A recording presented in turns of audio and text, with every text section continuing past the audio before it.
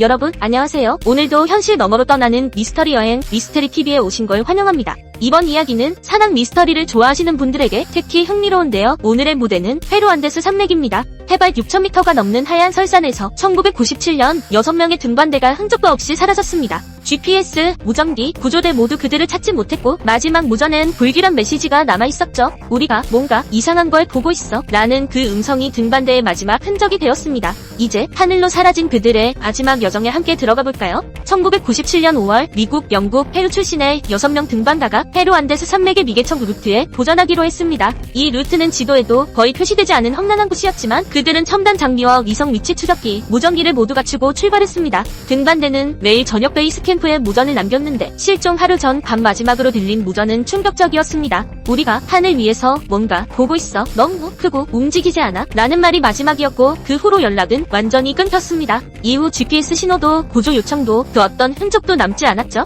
본 구조팀, 미국 탐험 지원단까지 투입되어 헬기와 드론으로 한 달 넘게 산을 샅샅이 뒤졌지만 아무것도 찾지 못했습니다. 천막, 밧줄, 피톤, 심지어 발자국조차 발견되지 않아 마치 그들이 산에 오르지 않은 것처럼 흔적이 완전히 사라졌습니다. 오직 하나의 단서, 무전기 기록 장치에 남아있던 왜곡된 음성 파일만이 존재했는데요. 그 음성에는 저건 산이 아니야, 우리를 보고 있어 라는 불길한 말이 남아있었습니다. 이후 몇 년 동안 이 사건은 페루 현지에서 악명의 산 실종 사건으로 불리기 시작합니다. 주민들은 오래전부터 그 산은 혼자 올라가선 안 된다고 경고했고 이상한 기압, 방향 감각 상실, 장비 오류가 자주 보고되었습니다. 특히 1997년 7월 실종 위치와 일치하는 위성사진에서 정체불명의 거대한 검은 그림자가 포착되어 그 실체에 대한 궁금증을 더했습니다. 그 그림자는 등산 루트보다 훨씬 크고 비행기보다도 느리게 움직였다고 전해집니다. 등반대의 실종에 대한 다양한 가설들이 지금까지 제기되어 왔습니다. 여러분은 어떤 설에 더 끌리시나요? 첫 번째는 자연재해설로 빙하 붕괴나 눈사태로 인해 등반대가 생매장됐을 가능성이 있지만 구조팀은 눈사태 흔적 자체를 발견하지 못했습니다.